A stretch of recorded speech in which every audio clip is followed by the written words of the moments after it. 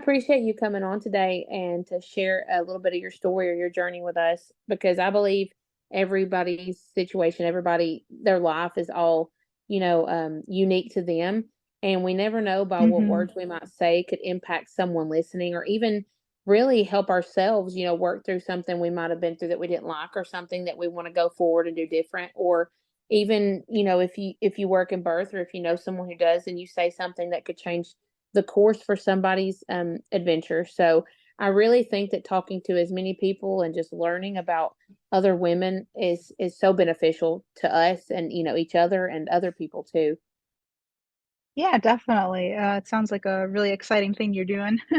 I love it. I started it because COVID was real big and I was not able to be a doula for all the people that I was, wanted to be a doula for. So I thought, how can I stay in the birth community and the birth world and still be a part of it? Oh, very clever. There you go. That's And awesome. when when you love something, you can't let go of it. So That is very true. Yes, I got hit. I do photography and I had to reschedule quite a few weddings. oh yeah, that's hard because it's hard to reschedule things that you set your mind on and then you can't do them, and that's Oh my hard. gosh, yeah, it was really rough for the couples. They were very understanding though, and we were able to get them rescheduled on the dates that they had rescheduled Good. with their venues. Yeah. I struggled through COVID with I had moms that everyone had a baby, it felt like during COVID, the beginning. And so all the ones that for years we had been planning and excited, I couldn't be there. And so I learned how to do a lot of things virtual, but I hope that we never have to go back to that again because it was really Oh my hard. gosh, yes. Yeah, it was definitely an interesting time. I would tell the dad, so you need to do this. And they're like, she said she didn't want, I'm like, come on, this is what we talked about. It was hard to We've been hear this. over this. And they're like, I'm going to go get a cheeseburger. I'm like, don't leave that room. Right. And maybe possibly bring a cheeseburger back for afterwards for her. I'm telling you, that's something whenever I was in labor, I was like, I want food. Oh my gosh, yes. So actually, I have two children now. My oldest daughter's 7, and then my son is 19 months, so he'll be 2 in June. Oh, And yeah, I ate Sunnies actually before my son came. I actually ate a big meal. It was so good. I was so happy because I got up to hug my husband and I felt like a gush. And I was like, I think my water just broke. And he was like, what? I was like, I think it did, and went to the hospital and I had a rupture. They swabbed it. And so I got admitted. And of course, once you're admitted, they don't feed you. So I was so happy that I had eaten so much Sunny's. I'm from Florida. So Sunny's is like a barbecue place. yeah, I had no idea, but it sounded delicious because I'm It hungry. just So dawned on me because I was like, wait, there's no Sunny's around here. So yeah, we're from Florida. We've been here for about a year now. And there's Sunny's everywhere in Florida. And it's like our big barbecue thing. And like okay. I love it. Yeah, so well, go ahead and tell me about you guys. So you moved here from Florida, you said, and you living up in the Chattanooga area or where are you at? Yeah, so we moved in August of last year, and we moved from Ocala, Florida, so Central Florida, and we Hmm. live right here above Dalton, Georgia, near Cahutta. Oh, okay. So I'm your neighbor. I'm right over here in Ringgold, so that's pretty cool. Oh yes, I was just in Ringgold today to go shopping. Nice. I sell sourdough starters, so I'm telling you, Oh, do you? Oh, people that's awesome. people drive from everywhere, and I'm like, I'm in little bitty old Ringgold. Just come on up. Oh, I that's tell people, adorable. where Costco is. That's where everybody knows Costco. Yes. Oh, that's awesome. Yeah, we moved. My son was only 2 months old when we moved, so it was quite interesting. We were actually in Wow. Cleveland. Yeah, Yeah. my best friend lives in Cleveland. She was also from Florida, and that's kind of why we moved. We wanted to move forever, so we went to Cleveland for a while. But my husband actually works at Ag Pro in Dalton, Georgia. He was able to get a position there, so then it would kind of made sense to move over here than for him to Yeah. commute all the way from Cleveland. Yeah, I think that's great for you guys and I'm glad you're here and I'm glad that Yes, we've thank crossed you. paths because I would love to hear your story. So, do you want to start with maybe your pregnancy with your first and kind of Yes. Okay, so yeah, I love talking about it because they're two different good. pregnancies. So my first pregnancy, I was very big on doing like a home birth type thing.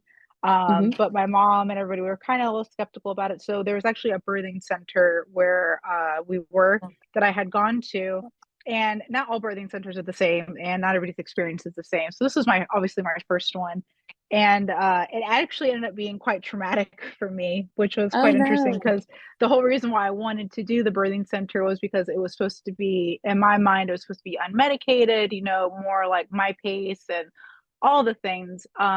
But for whatever reason, it did not end up that way. And my husband and I kind of felt like we were in the dark on like what we should be doing. Like it was my first time. I'm like, I don't know what I'm doing. Like, I don't know what to do. Like, what should I be doing? Yeah. So yeah, I got there. Looking at hindsight, I probably went to the birthing center a lot sooner than I should have, because once you start, having contractions, it's not like you're going to have your baby right away. Like it takes a while for things to kick into gear. And I had gone in and I was up, gosh, I went in on the evening. So I had her December 1st. So I was there in November, like the day before. And we went in and I'd been up all night, did not go to sleep. I was like on the medicine ball. So I remember like rolling around on the medicine ball trying to count my contractions. Nothing was happening. That morning she came in to break my water, and nothing still happened. So I'd been up, and then by the end of it, I was passing out in the birthing tub. I was so exhausted. I I was like, bet. yeah, I was falling in and out of sleep. My husband has a picture of me and I look completely like delusional, like I'm just out of it. And so I was having a hard time. I remember wanting to go to the bathroom a lot. I feel like I had to pee like every second.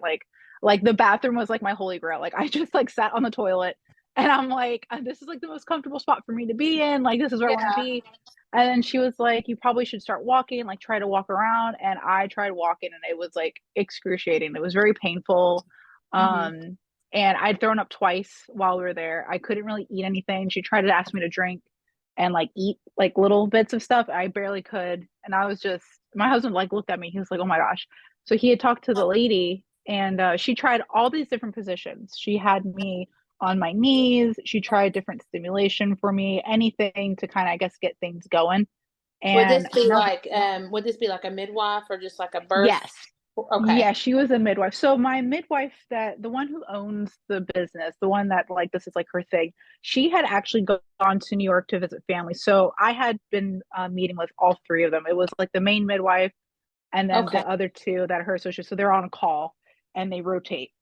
So I Okay. got the one girl, which she was nice, but she just, in my opinion, for being the first time, like having a baby for the first time, I felt like I should have been informed a little bit more. And I think she kind of Yeah. let me take things in my own hands a little bit too much, and we didn't know what we were doing. You're kind of So like, she I don't kind, know what I'm doing. Please help me. yeah, like she didn't really like. My husband would look at her and be like, like what she was doing. She's like, well, maybe wait it out, or. And then my husband's looking at her. He's like, I think we need to take her to the hospital. She's like, yeah, you probably want to do that. Like, like when were you gonna tell us that? Yeah. When were So we gonna say this? yeah, the one thing that I would say would happen with me is I had a one contraction. It was a very intense contraction. Like I had little ones, but there's this one contraction. It would like bring me to my knees. Like every time it would hit, I would just like drop and like I would ride out that pain for a little bit and then I'd get back up. By the time I got to the hospital, obviously I hadn't done any of the insurance or information, so my husband and I were in the waiting room with my mom. Everybody was freaking out. They're like, we haven't heard anything from you, like what's going on? So they met us at the hospital, and Yeah. that contraction, I would walk just a couple feet and just drop to my knees whenever it would hit. And like people in the parking lot like, oh my gosh, she's having a baby. And I was like, no, no, it's okay, like we're getting it taken care of, like I'm okay, it's okay. And So would this be, I guess, active labor for you? You're probably past the point of the beginning. Yes, because when I Yeah. got there, the contractions, I kept record of them. She's like, you need to Hmm. track them. So I Yeah. tracked them, and that's why she came and breaking my water. And also, and I can't remember what it was. I was positive for something. They said it basically it's when the baby passes through the birth canal, they can get whatever it is. So I had Yeah. to It's be the on an strep antibiotic. B. Yeah. Yeah. That's right. Yes. So because I had to give it when I was in labor at the birthing center, she had to poke me in my arm every, I guess hour or so it was to give me the antibiotics. instead of like doing like a drip, like an IV or anything. So I had been pricked on both of my arms, and sometimes she would miss, like she wouldn't. And I was like, so when I got to the hospital, I looked a mess. The people, the nurses, they looked at me. They're like, "What happened to you?" And I tried to explain it. I'm like, "She said that." I was like, "I had to get this antibiotic." They're like, "Why didn't they leave you an IV?" I'm like, "Because it was a birthing center, and the idea is not to be strapped up to anything. Kind of you're able to move And you around haven't had freely." any sleep either, so Yeah, so when I got in, they evaluated me. The doctor came in and he was like, "She needs an epidural." He said, "You're very tense and you're exhausted." He was like, they said my muscles were extremely tight in my lower abdomen and mhm. that my contractions, they weren't close enough together. But when they went to check her, they could feel her head. They're like, "She's right Wow. there." Yeah, so I was like, "What?" They're like, she's there, like I can feel her head. And I was like, "Oh my gosh." They're like, "Do you want to push?" And I looked at them, I was like, "I don't think I can." Like I'm exhausted. Like I was in such pain and it was so uncomfortable for me. And like I said, I was exhausted. I was completely dehydrated And and it's I'd been up. interesting that you were, sorry, I didn't mean to interrupt you. I just think it's No. interesting. You made so much progress to be in so much pain because usually body works against us when we're in pain and when we're anxious and when we're stressed Yes. out. So it's Yeah, interesting yeah. that you made a lot of progress in that amount of time.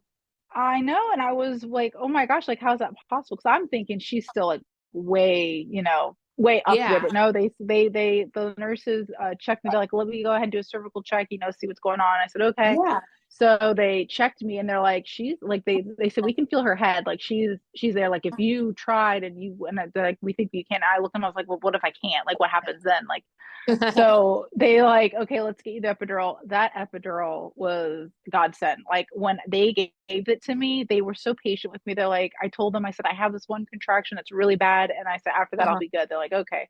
So the contraction had passed and they gave me the epidural and my husband came in and he said, I look like a completely different person. He was like, "You look so peaceful when I came in from when I brought you in," because I was Yeah. just in so much pain prior. But I felt so much better. Like it was great. I felt more at ease. Like my pain had obviously gone away and I was hooked up to an IV. So I was getting hydrated and I was like thanking everybody. And they're all looking at me like, "You still need to push this baby out." I was like, "I know, but I'm just You're so like, can happy I right just go now." home? I'm okay. Yeah. Yeah, like I'm good now. Like I got this. So the doctor came in and he basically gave me 30 minutes. He's like, "You have half an hour to get her out. And if not, we need to do a C-section," because he said, "You're stressed and the baby's stressed because of the position she was in." And Mhm. they weren't sure for how long she had been in that position. So I was like, "Okay." So my husband was like, "Okay, game on." He was like my, coach on my side. He's like, "You got to push." And he was like, "Come on, come on." So I was able to deliver her and they had Yeah. to take her to the NICU unit, but she was stressed and she had a little bit of fluid in her lungs. But she was only there for about, I think it was just that night and maybe that day. And I was told, because I was so big on breastfeeding, I was like, "I really want to breastfeed her," and they took her away. And I was Mhm. like, "What can I do?" They're like, "You can try to pump and see if your body, will do it." They said it's probably not going to happen, but try. And I said, "Okay." Let me tell you, I pumped so much. I got colostrum.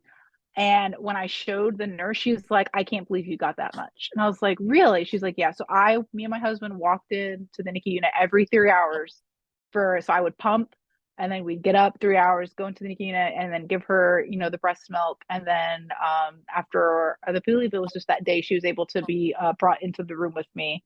So it was nice that she didn't have to be in there as long, but it was so terrible to see her hooked up to all the things. Yeah. I know that was hard on you. Yeah, it was quite an interesting journey. So after that experience, my husband had told me that I was banned from birthing centers and that we were never going to do that again. And I agreed. And then the midwives and all from that birthing center, they had met up with me afterwards. Like they wanted to, like, "Oh, because they were there to do like the breastfeeding consultations and everything afterwards. Yeah. So I was like, "Okay." And so they came in and I could tell the one that had gone away, the one that was supposed to be the one I was supposed to be with was like really like, "So are you okay?" And I was like, "Honestly, I'm just happy she's here." I was like, "I'm happy Yeah. she's here. I'm happy everything's fine." And like any type of like frustrations that I had, I kind of just let it go.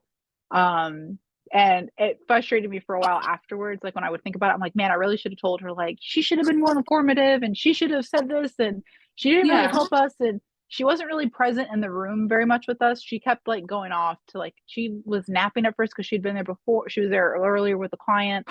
And then so she kind of left us in the room most of the time to ourselves and like was like, "Oh, how are we doing?" And then she'd come in to, give me antibiotics and that was kind of it. So I just felt like I was in the dark for most of the things. Like, what do I do? Like, what's normal? Like, what? And Yeah. then for my second one, my son, complete different story. It was almost like having a baby for the first time. It was so different. Oh, Just the wow. Yeah, when I had him, I remember thinking beforehand, I heard so many women say, "Oh, when they go for this, when they have their second one, they're like, oh, I can't believe I'm doing this again." And when I went in for him, we'd gone to the hospital and I looked at my husband. I was like, I feel like I'm having a baby for the first time again because it doesn't feel like anything like the first time. Like it was completely different. Yeah. Like I said, my water had ruptured. We went to the hospital. I was admitted. My contractions were pretty far apart, so they got me on the Pitocin. And he actually came on his due date. My daughter was a week late, and my son came on his due date. So that was kind of cool because they said that doesn't happen very Yeah. regularly. They're like, it doesn't really happen that they come on their due date, but he came on his due date, which was nice. And I didn't, aside from not pushing her, because you have to use the right muscles apparently. And I kept squeezing my legs, and they're like, "You need to stop squeezing your legs." I was like, "I can't help myself. Like, I'm so sorry." And they're like, "You really need to stop." So eventually he came, and it was such a weird experience because my daughter was rushed to the NICU unit. So after my son, they brought him in the room with us and we were looking like, do you take him or does he stay with us? They're like, he stays with you. I was like, okay. I was like, because my daughter was taken away, so I wasn't sure what goes on. Yeah, And they that's just cool. looked at yeah, they're like, no, he stays with you. I was like, okay. I was like, that's cool. Well, we're going to get right into it then, aren't we? I like that you had two different experiences and completely different, it seems like. Yeah, they were very, I mean, my pregnancy journey with my daughter was very easy. She was a very little baby. She was only 6 pounds, 8 ounces, very petite. But the birthing part for me with her was just, a Yeah. storm. It was something. With my son, the pregnancy part was a little bit more painful. I had a lot of pelvic pain, lower back pain, more uncomfortable. He was a bigger baby. He was 8 pounds and 4 ounces. So to go Oh, from a wow. 6 pound That is baby, different. yeah, to go from a 6 pound little girl to an 8 pound boy, I was like, well, no wonder I'm in pain.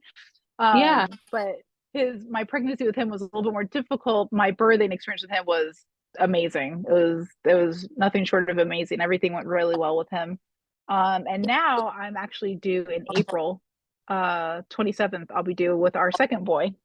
Yay. I Congratulations. know. Thank you. We're excited. I'm like, oh my goodness, here we go. And I'm kind of anxious because I'm like, okay, I've had a really, not so great birthing experience. I had a really great one. Like, I'm really hoping this one just follows suit from the last one. That's all. How are you planning this birth? Are you going to do a hospital or a home? What do you think? Yeah, I'm gonna go ahead and do a hospital. I actually go to AOG here in Dalton. Yeah, I use So AOG with my third. I know who they are. yeah, so obviously we're new to the area and everything, so it's kind of nerve-wracking for me at first because at least in Ocala I knew like which doctors and like all the things, and both of my children were born in the same hospital. So Yeah. when I came out here, I was like, oh my gosh, like I don't know anything, I don't know anybody. So, but they've been amazing. I've loved the doctors, I've loved the nurse practitioners, like everybody's been really awesome and it's made everything really easy. So I'm excited about it. So we are going to do the hospital as well. I'm anxious to see if he's going to be. I told everybody that I'm hoping he's a couple days early. He's due on the 27th, but I would like 4/24/24. That'd be great. That'd be Yeah, that'd awesome be if he comes. cool. That'd be If cool. he comes April 24th on the 24th of 2024. Because my daughter was a week late, my son was on time, and I'm thinking he'll be just a couple days early. Couple days early would be great. Especially third, if you're already doing the things, walking and everything. He might. Yes. I also did a lot of the red raspberry leaf tea. So, okay, so for my son, I did mention with my daughter, like I said, I was kind of in the dark. I watched the birthing video. I did the classes, and I don't feel like much of it was very helpful. And it could have just been my experience. But with my son, I had actually did a little bit more research on breathing techniques. So I didn't really do much of like different breathing techniques with my daughter. And the other thing that was just it's funny now, it wasn't so funny then. So the birthing center, when I went there, the lady had told me, she's like, if you want to make any types of sounds or anything to get, you basically, because it's unmedicated at the point at that time, she's like, Yeah. just do it. And I was like, okay. I sounded like a dying wildebeest, the sounds that came out of my mouth. And my husband and I laugh about it now because they were just unnecessary. And it's probably what burnt me out of my energy. Because Yeah. when you're in labor and stuff, and I wasn't pushing right. She kept telling me to push, but like I didn't feel the need to push. So I think I was just, from that and the unnecessary noises, I exhausted myself. And I Yeah. learned afterwards, and especially for my son, that there's different stages with labor, and there's different times when different breathing techniques, or even if you do need to make a sound, you don't need to be doing it throughout the entire thing because it's not really needed. And she made Right. me feel like, okay, now I got to do it now. And I did. And I just, anytime I felt a little bit of pain, I was like, like it's supposed to help me with something. And it helped with nothing. It didn't do anything because it wasn't time for me to push. Right. And so that, looking back now, that you used all your energy up in the beginning, and so you had nothing left for the end. Yes, exactly. So even when I got to the hospital, I was done. I was burnt out. I was exhausted. I like I said, I'd been up for all day, all night, and I hadn't eaten or drank anything. I threw up twice, and I was like, I can't, guys. But with my son, it was a different experience. I thought I was going to be able to labor a little bit at home, is what I was planning on, Hmm. because I realized that it takes a bit more time and I didn't need to go to the hospital right away. I learned about how far apart your contractions needed to be, and that build up. So I was like, okay, I'm gonna do it. But then when my water ruptured, they said that I had to come in just to be sure. And then when it was, they tested it for amniotic fluid, and they said, okay, we need to admit you. And I was like, oh, okay, so not exactly what I planned, but that's fine. Yeah. Plans change, and I think one of the most important things to remember is that even though your plan changes, it doesn't mean the end of things. The end goal is to deliver your baby. Yeah. So my son, I actually had started watching, I can't remember her name. She's on YouTube, and she did a really great job of showing different breathing techniques. And I'd actually had watched it before our Sunny, my husband, was bringing our food, the Sunny's barbecue. I was Hmm. watching videos, and he came and he's like, "What are you doing?" I was like, "I'm practicing, these breathing techniques." I was like, I think they'll be really good. Well, that's the same night that I went to the hospital. So I had it fresh in my mind on how to breathe, right?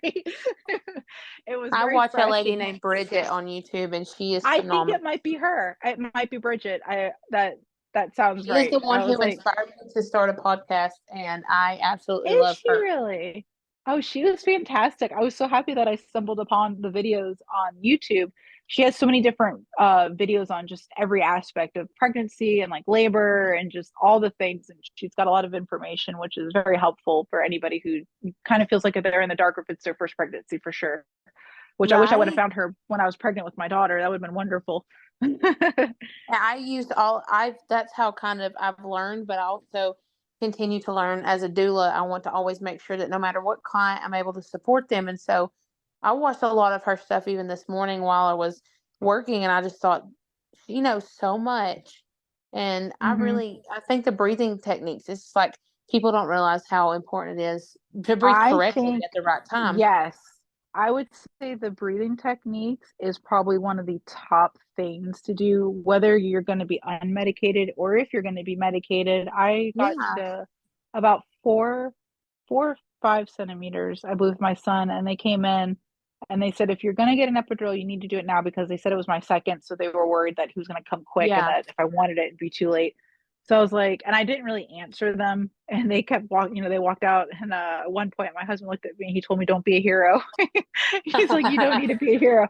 He's like, I wish you would just, just take it. And I was like, I don't know. It was kind of like this fight with myself. Like I wanted to do it the first time. Like, can I do it the second time? And I was like, he's right. I don't need to be a hero. I'm not trying to impress anybody. Yeah. It did work out again for me to do it the second time, which was nice as well. And I was still able to feel some of those contractions. So when it was time to push, I could tell when they were coming.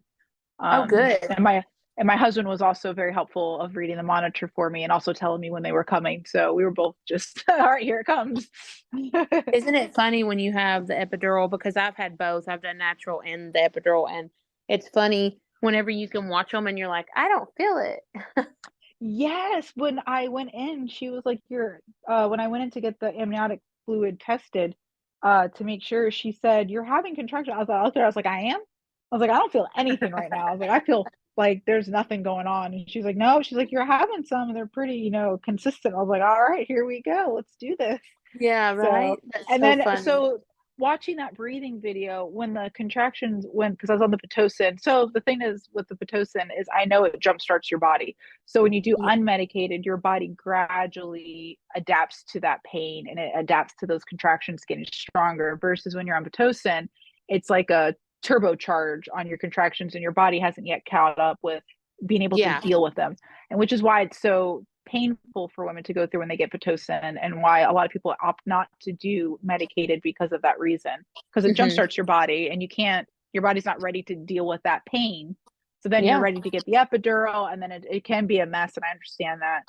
Yeah. So with the Pitocin, when my contractions started to get more intense, those breathing techniques helped so much. It was I've always heard of it as like a wave, like you feel like you're building up to that peak and then it kind of washes over you. And that's exactly what it felt like. Like I would feel Yes. it start to come. I would really just kind of close my eyes, just kind of focus on it, focus on my breath. And then just like when that release hit, it was so nice. I'm like, okay, I can do this. Like, I can do this. It's empowering for Yeah. sure. But And you can, and you did do it, and that's so awesome.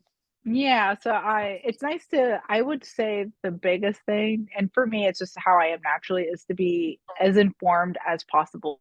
I'm big on research. I will research anything up and down, anything I want to find out, anything I want to learn about, I will research about it. So about the breathing, about how, the different medications affect your body when you're pregnant. Like I said, like that Pitocin, how it like turbocharges your contractions and your body hasn't caught up yet. So that's why it's so painful. But Yes. knowing that stuff versus not knowing and then going and having to go through all that and just being like, oh my gosh, it was terrible, or oh my gosh, I don't know why this happened. When you Yeah. learn and you kind of, look into different things like that, you can kind of follow along on why things are happening the way they're happening. Yeah, and I think that's great to be educated and know what's going on is Mm-hmm. fantastic because then you feel like you're empowered. You don't feel like you're out of control. Yes, and you can kind of you don't feel like you're like I felt in the beginning with my daughter in the dark the whole time and just kind of like at everyone's like mercy, like I don't know what's going on, I don't know why, and it's Yeah. just it can be a nightmare when you're in that position versus the second time around for me. I mean, it was my second, but the breathing techniques and understanding all the different things that happen and like why your body feels a certain way and whatnot is very helpful, I think. Yeah, and you, I mean, you proved it in both your births how, you enjoyed the second one much more than you did the first. Yeah, that is for sure. I was more informed for techniques on how to get through most of that pain. And I like that because we can trick our brains into thinking that we're not in pain by the breathing. And so when you're Yeah, breathing, if you really focus on that breath, it does help a lot for sure. yeah, and you're like, we're fine. Everything's fine as you're at like, 10 Yeah, centimeters. exactly. Yeah, yeah, exactly. So I'm excited about our second boy. I'm excited to see how it goes. I'm definitely going to be drinking my red raspberry leaf tea when I get closer and Yes. doing all the walking and whatnot. And I've been doing pretty good staying active throughout this pregnancy. And I also have been able to help my back pain because I learned about posture and what your body does when you are getting bigger. And even afterwards, like when you're picking up your little ones, about your pelvic floor, Mm-hmm. and like how you're positioning your hips and stuff because we get used to our bellies being so far out. So we throw our hips back and we really hurt our backs that way. So because of that, I've been mindful and I still have to pick up my boy now. So that's also, Mm-hmm. on top of everything. But keeping your posture right has been very helpful for me for this pregnancy because I'm assuming he's going to be a big boy too. So I've been trying to help my back pain as much as I possibly can with posture and like when I walk and when I stand and when I hold my son now. Well, good for you. Good for you for learning and making sure that you're doing everything, the way your body needs to. So then you have a better birth. Might have the best birth yet at this one. I know. I mean, it's gonna be an interesting journey for sure. I'm praying and hoping for the best for the third. Yeah.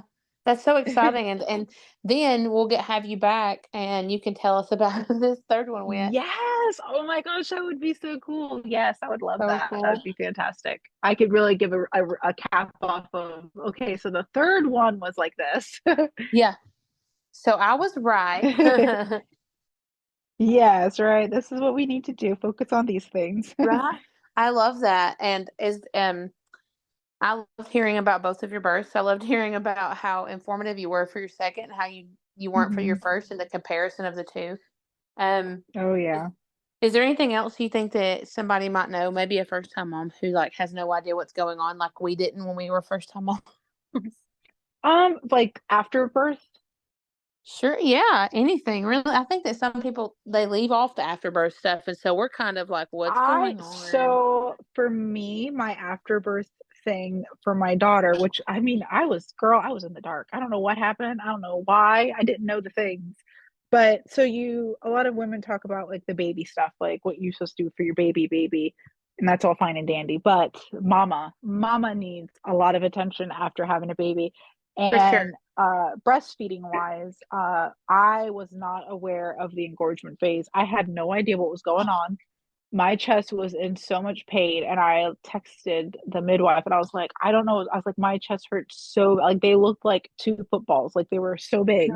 And she was like, oh, you're going through an engorgement. I was like, I'm going through what? And she was like, so I literally had my chest dipped in the tub. Like I had turned on the tub full of water and I was like having my chest just dipped in there just to help. Yeah. And then I was able to express a lot of that pressure Oh, from the good. heat.